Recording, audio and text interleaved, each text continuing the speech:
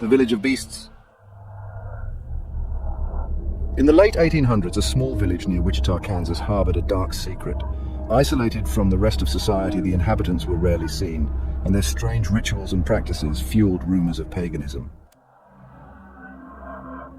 The neighboring villagers, fed up with the mysterious happenings and believing the isolated village to be a threat, decided to confront them. One chilly autumn afternoon, a group of armed men set off to investigate. As they approached, the village appeared abandoned.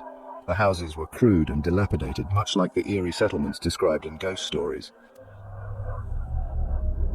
The interiors were bizarre, with crude symbols painted on the walls and odd talismans hanging from the rafters. As they advanced deeper into the settlement, a sense of dread filled the air, but there were no signs of life. Among the group was a young boy, Robert McKinney, who had followed them despite being told to stay behind. Hidden behind some bushes, he watched as the men explored the village. Suddenly, a series of low growls echoed through the air, sending a chill down Robert's spine. Without warning, figures emerged from the surrounding woods. Men and women, but with the heads of dogs, their bodies gaunt and wild. Armed with makeshift weapons, the creatures charged, their eyes glowing with an otherworldly rage. A brutal battle ensued. The villagers fought valiantly, but they were outnumbered and overwhelmed by the ferocity of the dog-headed creatures. Blood soaked the ground as both sides suffered heavy losses.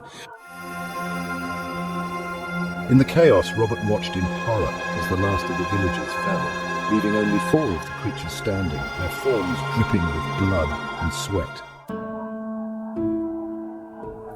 Terrified, Robert fled back to his village, where he recounted the events to anyone who would listen, but no one believed him. The story of the dog-headed pagans became nothing more than a local legend, dismissed as the ravings of a scared child. Yet Robert never forgot the terror of that day, and the eerie silence that followed the battle still haunts the woods near Wichita.